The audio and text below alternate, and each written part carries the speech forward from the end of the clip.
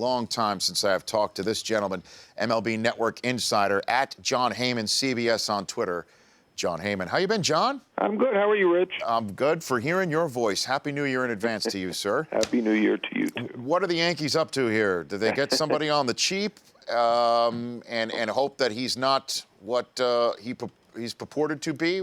Walk me through this process, John. Yeah, well, you know what? I would say that they did get him on the cheap. The price came down, certainly after that report surfaced in Yahoo about the alleged domestic violence incident, which is never good, obviously, but we will see what comes out of it. I think the Yankees do their due diligence. As Brian Cashman said, they investigated it, and they probably feel that it's not as bad as it looked, and the suspension won't be as long as people figured it might be, and now they have a real, true shutdown bullpen. Not that they didn't have one before. Right. As Sweeney Murdy pointed out, the Yankees were last year leading after 6 innings, 66-3, leading after 7, 73-2, and leading after 8, 81-0. So this was not a weakness of theirs, but it certainly will be an intimidating bullpen at the very least. Yeah. Before we get to that, though, what is going on with the Major League Baseball investigation into what may or may not have happened in South Florida with Aroldis Chapman? Well, I mean, they're clearly working on it. My belief, and they're not speaking about this, but just hearing from people who've heard from people, I don't know. I kind of feel, as the Yankees do, that it will probably not be an exceedingly long suspension. Obviously, Jose Reyes has a situation that happened in Hawaii, and I'm not sure about that one, but from what I've heard on the Chapman situation, there was no arrest. I think some of the witnesses may be backing away now, and I think it might be a tough one to give out a long suspension on. So I think the Yankees may do okay there. The publicity obviously is not going to be perfect. I see some women's groups not too happy with this, and that's understandable. That's certainly that they knew would come with the territory of getting someone with this alleged incident on their record. Yeah, and in a way that, as you said, I guess it bolsters his strength. Although if the starters that they have only can go 6, then this sort of back end bullpen with 3 guys who have the top 3 strikeouts per innings pitch ratio from last year. That's the strategy behind. It's like the Kansas City Royals strategy, for the lack of a better phrase, certainly involving this sport on steroids. John, right? Is that the idea? Yeah, I mean, right. If they can get the starters through 6, okay. Then they have 3 shutdown closers, 4, 7, 8, and 9. They certainly are closers in terms of their talent. I think that Chapman is most likely to be the closer. We know that Miller came in amenable to being in the 8th inning or the 9th, so I think that he's kind of a team guy and willing to be an 8th inning guy, and I think Betances, being the young guy, might get the 7th inning out of this, but they're probably almost interchangeable as 3 of the most dominating pitchers, as you alluded to, in Major League Baseball. That is the strategy. I still don't think their rotation is that good. But, it could work. As we've seen with Kansas City, it worked there. Now, Kansas City has a very balanced lineup, a younger team, better defense. I do think they have more going on than the Yankees do, though. It would also help to have, for the Yankees, somebody under the age of 32 stay healthy and hit. Yeah, you know what? They are kind of mixing in some younger players.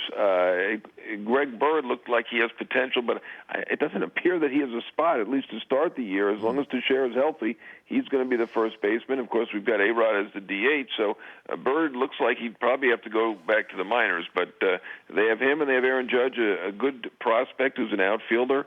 So they've got a couple of good young hitting prospects, and we know that Severino is a very good young pitching prospect. So the drafts have been better, the development's been better, and they have more good young players to go along with all of their very, very old players, as you mentioned. Jon Heyman of MLB Network joining me here on the Rich Eisen Show. So what about Brandon Phillips now? Is Todd Frazier's gone? Aroldis Chapman's gone? Yeah. What happens here? Well, they'd love to The trade him, Reds. but I have not heard of any teams right now knocking on their door. I've heard from people with the Reds saying that this guy really, us. They really did us a disservice, I'll put it that way, by turning this down. Now, he is allowed to turn down trades. He's a 10-5 player.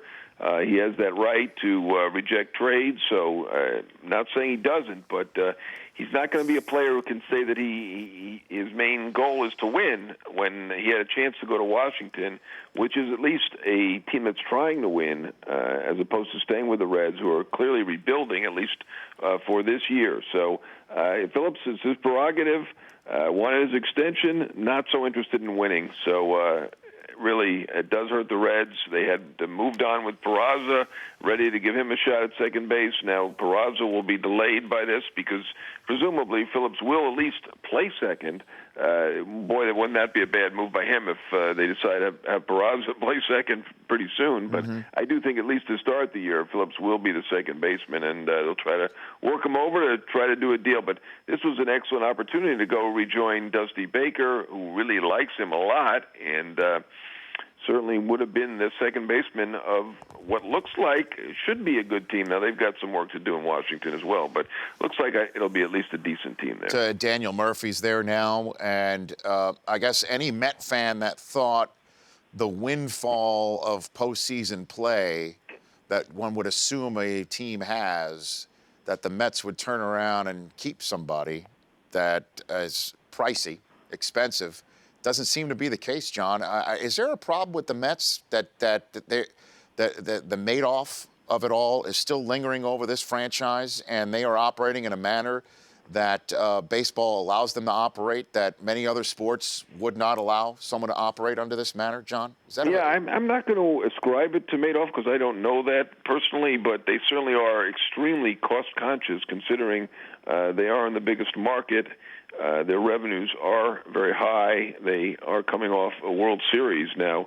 The previous times they've come off a World Series, 2000 and in '86. In '86 they let Ray Knight go. 2000 similarly they let some guys go. I think they feel that generally, and that was before Madoff, pre-Madoff, if you will. Generally they feel they're going to get the attention, the revenue in a year after a World Series, no matter what they do. And so I think they did the most conservative thing, and that may just be them. So I don't know that it's Madoff, but certainly having a payroll of around $100 million and keeping it to $110 million or maybe $115 million, that looks rather light, considering it's a team with very high revenue, a team in the Big Apple.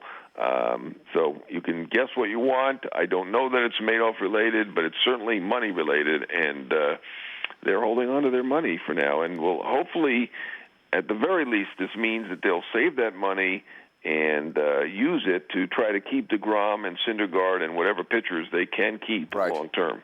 Last one for you. When does the next free agent burst happen? I mean, I guess everyone's going to tap out for the holidays. We're getting close to January, right? It's rare that we see these top free agents go into January, but it does happen. Last year, it happened with Max Scherzer. Matt Holliday was the guy who signed in January.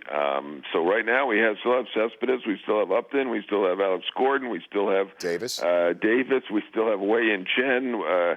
We still have about a half dozen guys that are going to get at least $80 million. Most of them certainly hoping to get well over $100 million. And I still think there are spots out there for these guys. They may not get the home run contract or grand slam contract that they were looking for, but I still think they'll do pretty well. The outfield guys, we can see that the White Sox are looking around. Baltimore's around.